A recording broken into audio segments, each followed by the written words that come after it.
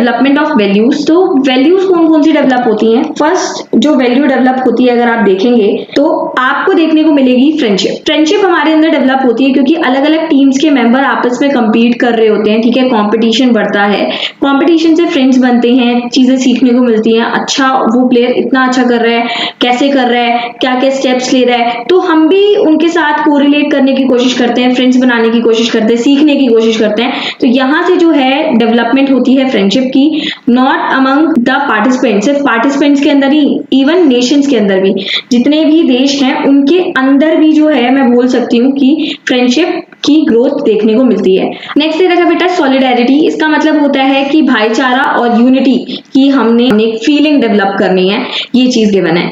Next जो है आगे दे रखा है कि फेयर प्ले। फेयर प्ले का मतलब है कि हमने बिल्कुल ईमानदारी से खेलना है, ये नहीं कि जिस देश में ओलंपिक्स हो रहे हैं उनकी तरफ झुकाव ज्यादा है और सारे मेडल्स वही जीतते जा रहे हैं, ऐसा नहीं होना चाहिए।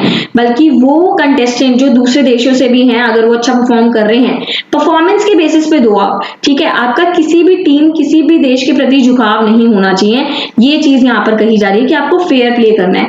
तो गाइस नेक्स्ट है फ्री फ्रॉम डिस्क्रिमिनेशन, यानी कि कोई भी डिस्क्रिमिनेशन नहीं होगा on the basis of caste, race and religion. अगर कोई लड़की विन कर रही है तो उसको भी इक्वल रिस्पेक्ट मिलनी चाहिए जिस तरीके से एक लड़के को मिलती है। अगर एक ब्लैक आदमी जीत रहा है तो उसको भी वैसी ही रिस्पेक्ट मिलनी चाहिए जैसे एक व्हाइट इंसान को मिलती है। तो यहाँ पर कोई भी डिस्क्रिमिनेशन नहीं होना चाहिए। ओलंपिक ओथ के बारे में, ओथ मतलब होती है शपथ। शपथ यानी कि जिस भी कंट्री में ओलंपिक्स हो रहे हैं उसका एक रिप्रेजेंटेटिव होस्ट, ठीक है, हम बोल सकते हैं एक प्लेयर आएगा और फ्लैग को पकड़ेगा, ओलंपिक फ्लैग को, और कसम खाएगा कि हम जो ओलंपिक्स अपने कंट्री में करा रहे हैं बहुत फेयर प्ले करेंगे, चीटिंग कुछ भी नहीं करेंगे।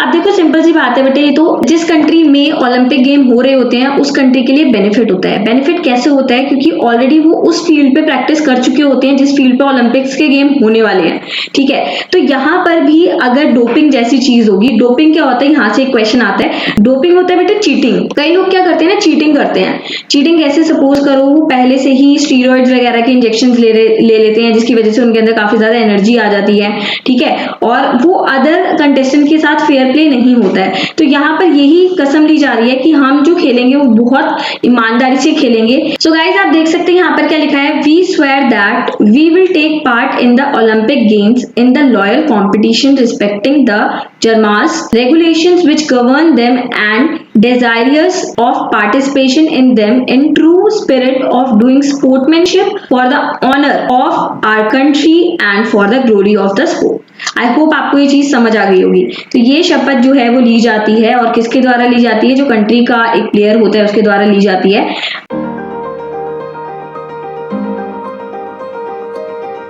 एंशिएंट ओलंपिक गेम जो है वो पहली बार स्टार्ट हुए थे ओलंपिया वैली में। ओलंपिया वैली बेटा एक जगह है ग्रीस में।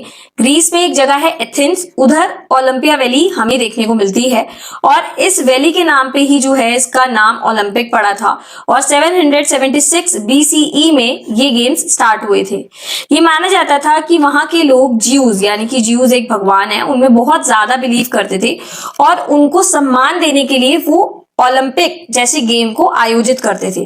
तो उस जगह पे यानी कि एथेंस में हम बोल सकते हैं बहुत सारे लोग अलग अलग राज्यों से आते थे और 1 महीने तक वो वहीं टिकते थे और वहां पर वो अपने गेम्स की प्रैक्टिस करते थे और 1 महीने तक हम बोल सकते हैं प्रैक्टिस करने के बाद 5 दिन का एक टूर्नामेंट, एक ओलंपिक गेम आयोजित करा जाता था, ठीक है, जिसको स्टार्ट करने वाले थे हरकुलस। इवन हरकुलस को वहां के लोग सन ऑफ ज्यूस भी बोलते हैं, यानी कि ज्यूस का बेटा भी बोला जाता है। हरकुलस जो थे उनको स्पोर्ट्स का बहुत शौक था तो उन्होंने स्टार्ट करवाया ये।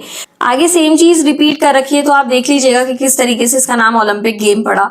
1000 ईयर तक ये कॉन्टिन्यूएशन में चलता रहा, लेकिन देन इन 394 CE में एक थियोडियस नाम का किंग आया जो कि रोम पे रूल करता था। उसने इस ओलंपिक गेम को बंद करवा दिया, उसने सब स्टेडियम जो हैं वो डिस्ट्रॉय कर दिए और ओलंपिक का नामो निशान मिटा दिया। लेकिन वहां के लोगों के दिल से अभी भी ओलंपिक की छवि गई नहीं थी। उनके दिल में बस चुका था कि इस तरीके से गेम होते थे, 1 महीने तक लोग वहां इकट्ठे होते थे और देन ये सारी सेरेमनी होती थी, ठीक है।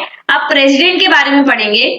प्रेसिडेंट जो है ये इलेक्ट करा जाता है मेंबर्स के द्वारा, यानी कि वो सारे मेंबर्स जो IOC में हैं, इंटरनेशनल ओलंपिक कमेटी में जो है उधर से वोटिंग करते हैं वो लोग और एक प्रेसिडेंट चुना जाता है। और ये जो प्रेसिडेंट है बेटा वो 8 साल तक रूल करता है। आगे मूव करते हैं। After the expiry of his term, जब उसका समय काल खत्म हो जाएगा तो वो अपने आप को री इलेक्ट करा सकता है। जैसे कि हम देखते हैं पार्टीज में, अगर सपोज करो बीजेपी चल रही है और बीजेपी की 5 इयर्स है, ठीक है, 5 इयर्स के बाद जो है दोबारा से डिसॉल्व हो जाती है, ठीक है, फिर दोबारा इलेक्शंस होते हैं, तो क्या बीजेपी दोबारा खड़ी नहीं होती है इलेक्शन में? डेफिनेटली होती है। इसी तरीके से अगर प्रेसिडेंट का 8 साल पूरा हो जाएगा तो वो पार्टी जो रूलिंग पार्टी है या वो प्रेसिडेंट जो ऑलरेडी था वो दोबारा खड़ा हो सकता है एज अ रिप्रेजेंटेटिव, दोबारा वोटिंग होगी और अगर वो जीत जाएगा तो वो दोबारा बन जाएगा। अब करेंटली आईओसी के प्रेसिडेंट कौन है? Thomas batch. Very important question, आपने ये लर्न करना है। आगे मूव करते हैं। आगे हम मूव करेंगे वाइस प्रेसिडेंट के बारे में।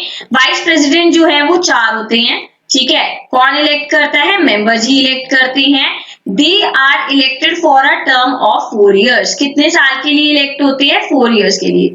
तो हमने एक चीज सीख ली कि प्रेसिडेंट होगा 8 साल के लिए, वीपी होगा यानी कि वाइस प्रेसिडेंट होगा 4 साल के लिए, और अगेन रीअपॉइंट कर सकते हो, दोबारा से ये खड़ा हो सकता है, ठीक है। हम डिस्कस करेंगे मेन फंक्शंस ऑफ आईओसी के बारे में, यानी कि आईओसी के क्या क्या फंक्शंस हैं वो हम डिस्कस करेंगे। पहला फंक्शन ये है कि किस जगह पे ओलंपिक्स होने वाले हैं, इसके लिए सारी अरेंजमेंट करना और अपनी रिस्पॉन्सिबिलिटी को बखूबी निभाना, ये कौन करेगा? आईओसी करेगा। नेक्स्ट, जो ओलंपिक्स के लिए रूल्स और रेगुलेशन है उनका निर्माण कौन करेगा? आईओसी करेगा। तो गाइज ये प्रमोट करता है स्पोर्ट्स को। आगे मूव करते हैं, ये फाइट करता है डोपिंग के अगेंस्ट। डोपिंग क्या होती है? डोपिंग होती है चीटिंग। मैंने आपको पहले भी बताया था कि बहुत सारे लोग जो होते हैं वो स्टीरॉइड्स ले लेते हैं या ऐसी कोई हम बोल सकते हैं केमिकल्स यूज कर लेते हैं जिससे उनकी बॉडी में एनर्जी आ जाती है, और ये फेयर बिल्कुल भी नहीं होता उन लोगों के साथ जो नॉर्मली परफॉर्म कर रहे हैं। तो डोपिंग के अगेंस्ट अगर कोई इंसान इस तरीके से चीटिंग करता है तो उसके खिलाफ स्ट्रिक्ट एक्शन लेना कौन लेगा? आईओसी लेगा। नेक्स्ट है अपोज एनी पॉलिटिकल और commercial abuse of sports athlete. Next है इलेक्ट करता है न्यू मेंबर्स को, ठीक है। फंक्शन ढंग से हो रहे हैं या नहीं हो रहे हैं इसके ऊपर नजर रखता है आईओसी। तो यानी कि आईओसी के जितने भी न्यू मेंबर्स होंगे उनको इलेक्ट करने का काम आईओसी का होगा और फंक्शंस जो भी होते हैं वो खुद परफॉर्म करता है। नेक्स्ट दिखा रखा है कि वो प्लेयर्स जो इकोनॉमिकली वीक हैं, ठीक है, या सोशली उनको एक्सेप्टेंस नहीं मिलती है, ठीक है, उनको सपोर्ट करता है आईओसी। तो ठीक है, तो वुमेन को प्रमोट कर रहा, वुमेन के लिए ज्यादा से ज्यादा पॉलिसीज लेके आना, उनके लिए जितना भी ये कर सकता है वो सारे स्टेप्स लेना, ये सारा काम करता है आईओसी। सो बेसिकली ये हम बोल सकते हैं कि वुमेन्स के लिए, वुमेन्स को प्रमोट करने के लिए काम करता है, वुमेन्स भी इक्वली पार्टिसिपेट करे ओलंपिक्स में, इसकी जिम्मेवारी भी ये लेता है। आगे लास्ट पॉइंट है कि ये किसी भी तरीके का डिस्क्रिमिनेशन नहीं सहता है और उसके खिलाफ बोलता है। अगर किसी भी प्लेयर के साथ डिस्क्रिमिनेशन यानी कि भेदभाव हो रहा है तो उसके खिलाफ आईओसी बोलेगा। इंडियन ओलंपिक एसोसिएशन आईओए के बारे में पढ़ने वाले हैं। आईओए जो है वो नेशनल लेवल यानी कि सिर्फ और सिर्फ इंडिया के लिए काम करेगी, ठीक है। तो बेटा इसको स्टैब्लिश करा गया था 1927 में, किसके द्वारा? Sir Dorabji Jamshedji Tata and doctor Nehru became the first founder and secretary general. Okay, तो यानी कि फर्स्ट कौन थे? आप देख सकते हैं सर दारोजी टाटा, और उनके बाद जो बने वो कौन थे?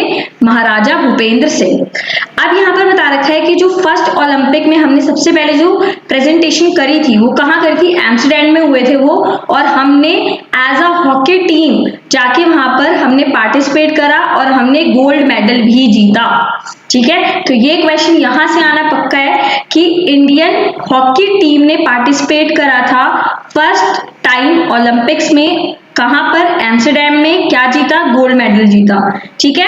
आगे मूव करते हैं, ऑब्जेक्टिव देखते हैं of Indian Olympic association. So guys मैं आपको यही बोलूंगी कि जो ऑब्जेक्टिव आईओसी के हैं सेम मिलते जुलते मिलेंगे यहाँ पर भी। सो पहली चीज ये है कि डेवलपमेंट और प्रमोशन का काम करता है आईओए। नेक्स्ट चीज ये सारे रूल्स और रेगुलेशन बनाता है, ठीक है। थर्ड चीज करेक्टर डेवलपमेंट में काम करता है। फिजिकली, मॉरल और कल्चरल एजुकेशन देता है किसको? यंग पीपल को। ठीक है, आगे मूव करते हैं। आगे यहाँ पर ये बता रखा है कि ये काफी डिसिप्लिनरी एक्शन लेता है किसी भी फेडरेशन के अगेंस्ट अगर वो अनलॉफुल एक्टिविटी कर रही है, मिसबिहेव कर रही है या अनडिजायरेबल एक्टिविटी कर रही है। और किसी फेडरेशन के अगेंस्ट को ये लोगों के अगेंस्ट भी ले लेता है। फॉर एग्जाम्पल, अगर कोई इंसान डोपिंग करता है तो उसके अगेंस्ट भी ये एक्शन ले लेता है। अगर देखो हमें ओलंपिक में पार्टिसिपेट करना है तो पहले ही डोपिंग के जो है टेस्ट हो जाते हैं इंडिया में, ताकि वहां पर जाके इंसल्ट ना करवाए इंडिया की। ठीक है, आगे दे रखा है cooperation with the national federation association. Cooperate करके चलते हैं आपस में, ठीक है, लड़ाई झगड़ा ना हो, यूनिटी बनी रहे। ठीक है, तो वो सारे जो आपने IOC में ऑब्जेक्टिव पढ़े थे वो यहाँ पर भी आप डाल सकते हैं। अगर आपको मेरी वीडियो अच्छी लगी है तो प्लीज मेरे चैनल को लाइक, शेयर, सब्सक्राइब करना ना भूलें।